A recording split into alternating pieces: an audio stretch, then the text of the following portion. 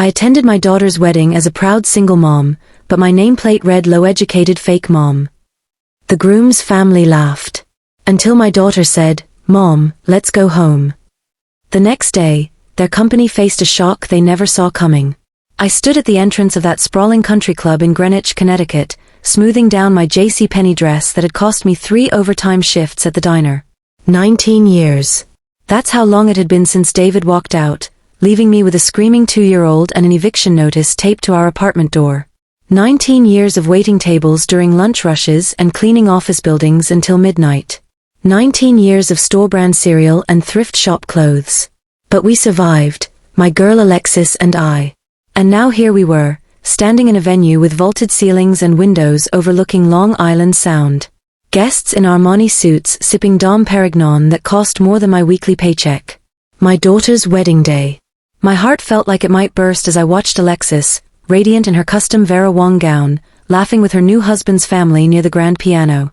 She looked like she belonged in this world of old money and yacht clubs. I made my way to the family seating area, searching for my place card. The groom's family, the Whitmore clan, had clearly spared no expense. Even the name cards were printed on thick ivory cardstock with raised gold lettering. I spotted mine quickly enough. Claire Bennett, mother of the bride. But underneath my name, someone had added something in flowing calligraphy with what appeared to be a metallic gold marker, low-educated fake mom. The blood drained from my face. This had to be some kind of cruel joke. But then I heard it, the barely contained snickering from the adjacent table. Senator Gregory Whitmore, the groom's father and some political heavyweight with aspirations for the governor's mansion, was smirking behind his bourbon glass. His wife, Constance, had her perfectly manicured hand covering her mouth, shoulders shaking with suppressed laughter. Their younger son, Preston, leaned toward his cousin and stage-whispered something that made them both explode in snorts while staring directly at me. Well, what did anyone expect? I heard Senator Whitmore mutter to his wife, not quite quietly enough. The woman serves pancakes at a diner. Probably never finished community college. My hands trembled as I quietly turned the nameplate face down and attempted to take my seat. But the damage was done. The laughter rippled outward through their section of guests like poison spreading through water. 19 years of sacrifice. 19 years of being both mother and father to Alexis, reduced to entertainment for their afternoon amusement. I stood up, ready to leave with whatever shred of dignity I could salvage. But just as I turned toward the exit, a firm hand caught my wrist. Mom. Alexis's voice was quiet but steady. Her eyes locked onto mine, and I saw something burning there, something I hadn't seen since she was 11 and confronted bullies at Lincoln Middle School. Sweetheart, it's your wedding. Stay and enjoy. Let's go home, she repeated, louder this time. The string quartet stopped mid-measure. 300 heads swiveled to stare as my daughter looked directly at the Whitmore family table and said, clear as crystal, "You people just made the worst mistake of your entire lives." She didn't explain, didn't apologize, just walked out of that country club with me, leaving her groom and his family frozen in shock behind us. The drive back to my cramped studio apartment in Stamford was silent except for the purr of Alexis's Mercedes, a car that still made me uncomfortable every time I saw it parked outside my building. She'd bought it last year with money from her tech job, though she'd always been vague about the specifics. My daughter kept her eyes fixed on I-95, jaw set tight as the Connecticut shoreline blurred past us in the fading light. Not a single word until we pulled up to my building, the same 4-story walk-up where I'd raised her, where the heating barely worked in January and Mr. Kowalski downstairs still played his polka music at maximum volume every Saturday morning. As I fumbled with my keys, Alexis finally broke the silence. I saw it, Mom. The nameplate.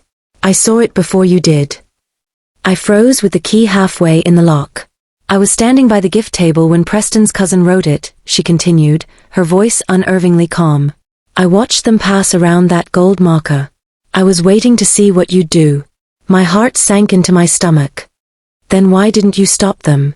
Why didn't you say something sooner? Alexis looked at me with an expression I hadn't seen since her father abandoned us, raw pain mixed with something harder, something almost dangerous. Because I needed to know if they'd actually do it. If they'd really humiliate the woman who raised me on the most important day of my life. Her voice cracked slightly. And they did. She pulled out her iPhone and showed me a video, security footage somehow. Senator Whitmore laughing as he handed the gold marker to Preston's cousin. Constance joking about trailer trash crashing high society. And worst of all, my daughter's husband, Christopher himself, nodding along and saying, her real value is what she brings to our family image, which is nothing. That diner waitress is just a formality we have to tolerate. I felt like someone had reached into my chest and squeezed my heart until it stopped beating. But Alexis remained ice-cold composed. Mom, there's something I never told you about my work. I blinked at her through tears. What do you mean? I never signed their prenup. My eyes widened. You didn't. Senator Whitmore practically begged me to. Even offered to fund my little software project if I'd just sign the papers. Alexis's smile was sharp as a scalpel. But by then, I'd already built something. Quietly, with my roommate from MIT, Kendra, a data analytics platform called Quantum Insights. My mind reeled. Alexis, what are you telling me? Last year, Amazon acquired us. All cash deal, no stock options. She looked me straight in the eye. I cleared $63 million, Mom. Enough to buy the Whitmore family's political influence 3 times over if I wanted to. I collapsed onto my threadbare couch, the same one where I'd helped her with algebra homework for 6 straight years. Alexis opened her laptop, fingers flying across the keyboard.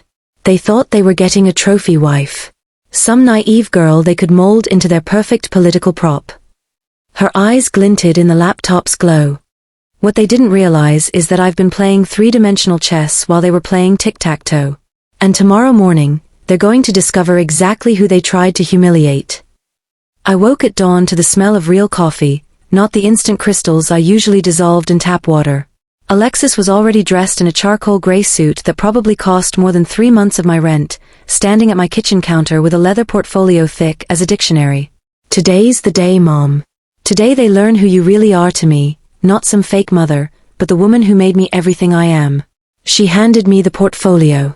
Inside were financial documents, ownership transfers, and corporate filings. The Whitmore family business, Whitmore Properties Group, a real estate development company with luxury condominiums and commercial buildings throughout the Northeast, was hemorrhaging money. Quietly. Desperately. And Alexis had been systematically purchasing their minority investor shares for the past 18 months through shell corporations with names like Quantum Holdings and Bennett Investment Partners. You already own part of their company. I whispered, my hands shaking. Alexis's grin was predatory. Try 46%.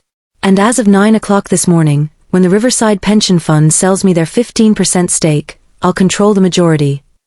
9:30 a.m., Whitmore Properties headquarters in downtown Stamford. Alexis walked into that glass and steel tower like she owned it, which I was beginning to understand, she essentially did. Security guards did double takes. Receptionists stopped mid-sentence, jaws dropping as they recognized the diner waitress's daughter from the wedding disaster that was already lighting up Connecticut society gossip channels. The boardroom was packed. Senator Whitmore sat at the head of that massive walnut table, still wearing yesterday's arrogance like an expensive cologne. What is the meaning of this intrusion? He barked as Alexis calmly took a seat and placed her portfolio on the polished surface. Alexis's voice was steady as granite. Effective immediately, I control 51% of Whitmore Properties Group. Here's the documentation. Feel free to have your attorneys verify every page. The silence was suffocating. Then came the whispers, the frantic phone calls, the rustle of papers as Senator Whitmore's hands visibly shook while reading proof of his empire's new ownership structure. You manipulative little, Senator Whitmore sputtered, his face turning purple. Alexis didn't even blink.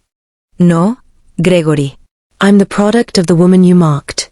The diner waitress who served your fundraiser breakfast meetings while you plotted your political career. The fake mom who worked double shifts so I could attend MIT, the same institution where you lecture business students about ethics and integrity. The boardroom was dead silent. Let me be perfectly transparent, Alexis continued, addressing the other board members. I won't liquidate the company today. But effective immediately, Senator Whitmore, his wife, his sons, and every member of their immediate family are terminated from all positions. Security will escort you out within the hour. Your severance packages will be processed according to your existing contracts, nothing more. Senator Whitmore lunged forward, his chair clattering backward. "You cannot do this. This is my father's company. My grandfather built this from nothing." Alexis's voice remained perfectly level. "It was your family's company. Now it belongs to the woman you called a fake mom, through me. Consider it a lesson in respecting people regardless of their tax bracket." And with that, we walked out, leaving the Whitmore legacy crumbling behind us. The weeks following what the Connecticut Post called the Greenwich wedding revenge were absolute chaos. Alexis's story exploded across social media and business news platforms. Headlines ranged from bride shocks elite in-laws with hostile takeover to from diner booth to boardroom, tech mogul's ultimate power move. My daughter, once dismissed as a waitress's kid who got lucky, was suddenly being profiled in Fortune magazine and invited to speak at Stanford Business School. As for Christopher Whitmore, he vanished from social media faster than snow in July. His carefully curated Instagram full of sailing photos and country club selfies went completely dark. Word around Greenwich was that he and his parents were facing serious legal scrutiny, something about tax irregularities and fraudulent development permits that Alexis's forensic accountants had uncovered during the acquisition process. But Alexis just kept working, kept building. She moved her company headquarters to a stunning office in Norwalk's new tech district, but still came by my apartment every Sunday for pot roast and Yankees games, exactly like when she was 9 years old. Then came that humid evening in late August when someone knocked on my door. I opened it to find Christopher Whitmore standing in my hallway, looking nothing like the confident groom from 3 months ago. His Brooks Brothers suit was wrinkled, his eyes red-rimmed and desperate. "Mrs. Bennet," he said, his voice hoarse. "I need to speak with Alexis. Please." I called my daughter. She appeared in the doorway, took one look at him, and her expression didn't shift 1 millimeter. "Alexis," Christopher began, words tumbling out frantically. "I made a catastrophic mistake. I was under enormous pressure from my father, from everyone. They always made me feel like your mother wasn't good enough, like your background was an embarrassment." Alexis raised one hand, stopping him mid-sentence. "You realize now that the woman you insulted owns the building you're standing in front of, correct?" His eyes widened in shock. He looked past her to me, sitting on my old couch with its fraying cushions. "Mrs. Bennet, I am so deeply sorry. I was weak and stupid and stop." My voice was quiet but firm. "You're not sorry for what you did, Christopher. You're sorry about how it turned out. There's a difference." He stood frozen, mouth opening and closing like a fish out of water. Alexis pulled an envelope from her blazer pocket. "Your father signed this when he was desperate to maintain some liquidity during the transition. It's a non-compete agreement that prevents any Whitmore family member from working in or holding shares in any real estate development business in Connecticut, New York, or Massachusetts for the next 15 years. She handed it to him with 2 fingers, like it was contaminated. "That includes you." "Alexis, please," he begged, actual tears forming. "Can't we just talk? Work something out? I love you." She looked at him one final time, and I saw in her eyes the same quiet strength I tried to teach her through all those difficult years. "You had your chance to love me, Christopher. You chose public humiliation over partnership. You chose your family's approval over defending your wife. Now I'm choosing my mother's dignity over your regret." And she closed the door gently but with absolute finality. 8 months later, I found myself sitting in the front row of the Hartford Convention Center's Grand Ballroom, not as a wedding guest this time, but as the guest of honor. Alexis stood at the podium in a Navy power suit, addressing a crowd of Connecticut business leaders, state officials, and scholarship recipients. "Ladies and gentlemen, I'm proud to announce the launch of the Claire Bennett Foundation for Working Families Advancement." The applause was thunderous. Governor Sanchez stepped forward to shake Alexis's hand for the cameras. "What inspired you to establish this scholarship program?" the governor asked into the microphone. Alexis's eyes found mine in the crowd. That woman right there. Claire Bennett. The one who was mocked for serving breakfast to people who thought they were better than her. The one who worked 70-hour weeks so I could have one chance at a better life.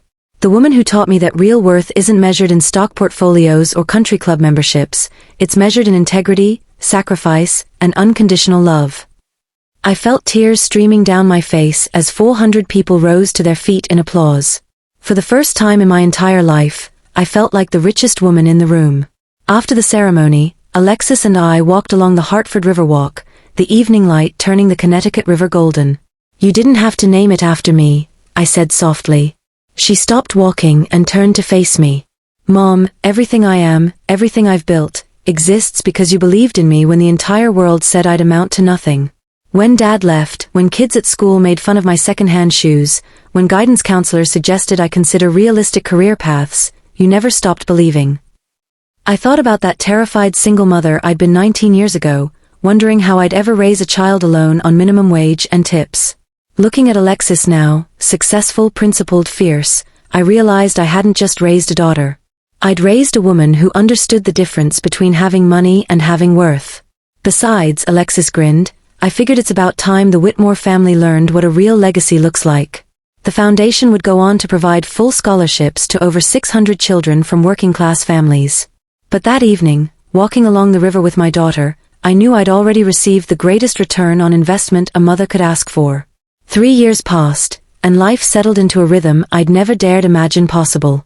Alexis's company continued expanding, with offices in Boston and Austin. The foundation was thriving, sending kids from backgrounds like ours to colleges across the country. And me? I still lived in my studio apartment in Stamford, still drove my ancient Honda Civic, still watched Yankees games with Mr. Kowalski downstairs. But I wasn't the same woman who'd walked into that country club with her discount dress and wounded pride. I carried myself differently now, not because of money or reflected glory, but because I'd learned that a woman's worth isn't determined by others' opinions. It's determined by what she builds, what she gives, and who she raises. Then came the phone call that would test everything we'd built. "Mom, you need to see something."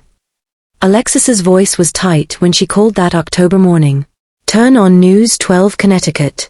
I grabbed my remote with trembling hands. There on the screen was a painfully familiar face, Senator Gregory Whitmore standing outside the federal courthouse in New Haven, flanked by expensive lawyers and news cameras. "Charges of campaign finance fraud and tax evasion spanning 7 years, the reporter was saying. "The Whitmore family faces potential federal prison time and millions in penalties. This comes just 3 years after their real estate empire was acquired in a hostile takeover by tech entrepreneur Alexis Bennett." I muted the television and called Alexis back immediately. "Sweetheart, how are you handling this?" There was a long, heavy pause. "Honestly, Mom, I feel empty. I thought I'd feel vindicated, you know? But watching them completely fall apart like this, seeing Christopher's younger siblings affected by their parents' choices, it just makes me sad." That's when I knew I'd raised her right. Revenge might have been sweet for a moment, but real strength, real character, meant knowing when to stop fighting and start healing. "Baby girl," I said quietly, "maybe it's time to think about what you want to build next, instead of what you wanted to tear down." 6 years after that disastrous wedding, I found myself in another elegant ballroom. But this time, everything was fundamentally different.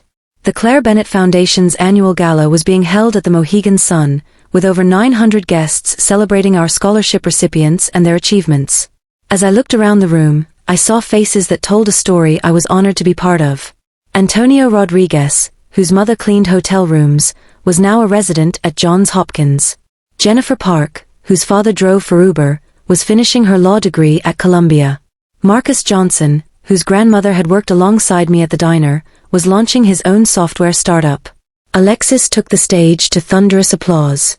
At 28, she'd grown into the kind of woman I'd always hoped she'd become, successful absolutely, but more importantly, generous and grounded. 6 years ago, she began, my mother and I walked out of a wedding where people laughed at us for who we were, for where we came from. Tonight, we celebrate not what divides us, but what unites us, the belief that every child deserves an opportunity to dream big, regardless of their zip code or their parents' job title. She paused, scanning the crowd with emotion in her eyes. "And I have an announcement. The foundation is expanding beyond college scholarships. We're creating vocational training programs, trade school funding, and small business microloans for working families. Because success isn't just about getting a bachelor's degree, it's about building a life of purpose, dignity, and meaning." The applause was deafening. But what moved me most was what I noticed in the back corner of the ballroom. Christopher Whitmore, now apparently going by Chris Warner after a legal name change, was quietly applauding. He'd remarried, to a public school teacher from what I'd heard, and they had 2 young children sitting beside them. He caught my eye across the crowded room and nodded. Not in defeat or bitterness, but in what looked genuinely like respect. After the ceremony, he approached me cautiously, his wife beside him. "Mrs. Bennet," he said softly, "I wanted to thank you." I raised an eyebrow, genuinely surprised. "Thank me?" His wife spoke up, her voice warm. "The foundation gave our son a scholarship to science camp last summer. He doesn't know it came from your daughter's organization, but we do." Her voice cracked slightly. "After everything that happened, after everything Chris's family did to you, you still helped our child." I looked at this man who had once stood by while his family humiliated me, who had called me worthless to my face, and I felt something unexpected wash over me. Not anger. Not triumph. Just simple, honest compassion. "Christopher," I said gently, "children aren't responsible for their parents' mistakes. Your son deserves every opportunity to thrive, regardless of our history." He wiped his eyes roughly. "I'm trying to teach them differently. To judge people by their character, not their bank statements or their job titles. To respect hard work, no matter what form it takes. That's all any of us can do," I replied. "Try to be better today than we were yesterday." As the evening wound down, Alexis and I stood on the hotel terrace, looking out over the Thames River. The same Connecticut landscape where I'd struggled and sacrificed for so many years, now transformed by evening light into something almost magical. "Mom, do you ever wonder what would have happened if we'd stayed at that wedding?" Alexis asked quietly. I thought about it for a long moment, watching lights flicker on the water. "Honestly, sweetheart, I think everything happened exactly as it needed to. That humiliation taught us both something crucial, that our worth isn't determined by other people's opinions or their cruelty. It's determined by how we treat others, how we face adversity, and what we choose to build with our lives." Alexis smiled, slipping her arm through mine. "You know what the best part is? The Whitmore name is remembered for scandal and corruption, but the Bennet name is going to be remembered for giving hundreds of kids a fighting chance." As we watched the river flow past below us, I realized that sometimes the greatest victories aren't about defeating your enemies or proving people wrong. They're about becoming the kind of person who doesn't need enemies at all.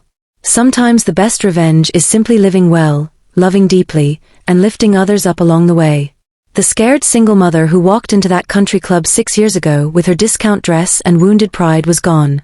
In her place stood a woman who knew her worth, not because her daughter was successful, but because she'd raised a daughter who used her success to make the world measurably better. And that, I thought, was a legacy worth every sacrifice, every double shift, every moment of doubt.